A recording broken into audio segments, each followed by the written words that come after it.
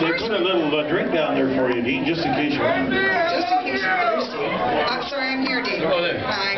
Hi, Dean. I'm Wendy B. Kicks 93.5. So everybody having fun? They like you. I know. Thank you so much for coming. We know you're just all over the place, so thank you in advance. Thank you guys for turning out. Like, this is awesome. Good old Kingston crowd! So I've just got a couple of questions for you from the audience. For the most part, you won't believe this. We have a shy crowd.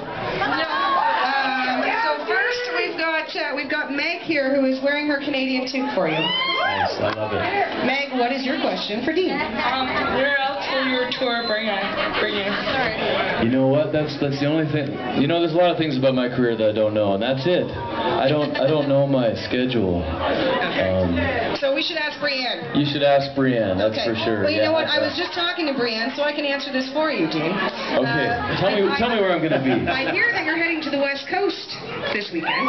Yeah, that's right. Yeah. Right? So he's probably sleeping through a lot of flights and whatnot.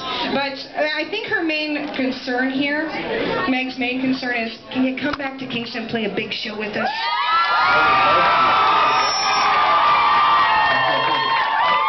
Yeah, I think we're going to book you into the Mustang before long. Can you work on that for... Can you imagine? Can you imagine? It would be crazy.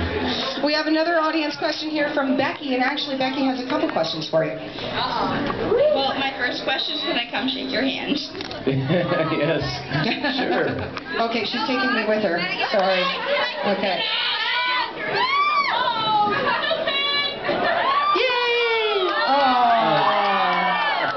Just to give you a heads up, Dean, the other night somebody did something to Billy Currington that she just didn't do to you. It was a little lower, I might add. Hello. Okay, Becky has some good serious questions. That wasn't actually my question.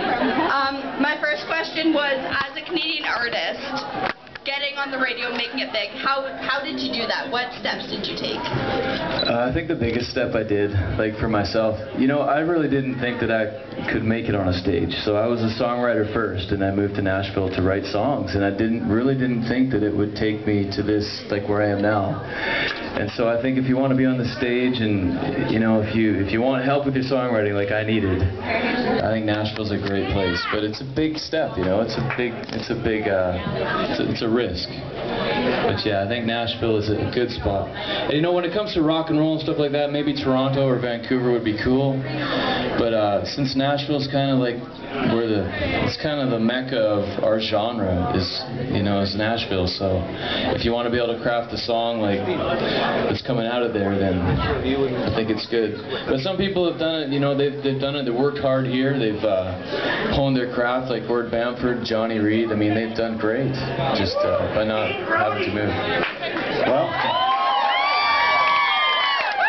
now anybody out there who may play a musical instrument or sing at all, even in the bathtub or the shower, you know, it's not easy making a living doing what Dean does, singer, songwriter, and he's willing to take a risk in life, and everybody who wants to try this has to be willing to take a risk in life and tough it out and stick with your dream. And I'll tell you, buddy, your dream's coming true. Now, so what's your second question? My second question, he answered part of it. It was, do you write your own songs, which you already answered that you do. But what's your inspiration? What's your main inspiration when you do write your own songs? Yeah, I mean, my wife for sure, and all shots. There were a few boos in there too. I know. Yeah, her name is actually Iris Rose. You know. Yeah, so I mean, it was kind of normal or natural to go to Wildflower, right, for that song. But my inspiration is this life, you know, people. I'm fascinated by characters and by people and by their stories, and sometimes I find my own life maybe a little bit boring, and so I'll try and put myself in someone else's shoes, and I get a lot of. I get a kick out of that, you know, seeing if I can, what's it like for me to live in your shoes and to try and write from that perspective. So I have ADHD when it comes to songwriting too. If you guys check out this record, there's like bluegrass kind of stuff, and there's like an East Coast song with Great Big Sea, and then there's like this psychedelic Chris Isaac, you know, the Nowhere USA song. So I really have trouble sitting still. To make a short story long. Yeah. Well, thank you very much. Good job.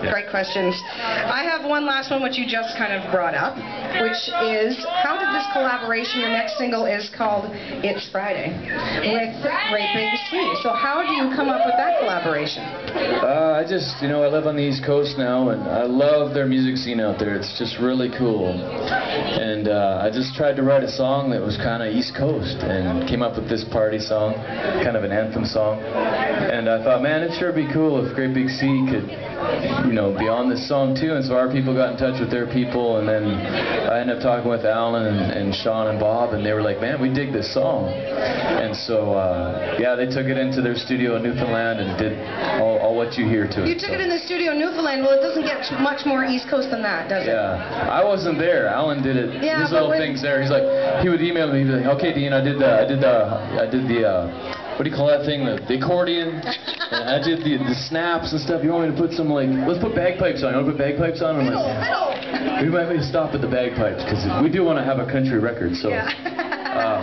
Well, that's awesome. Thank you very much.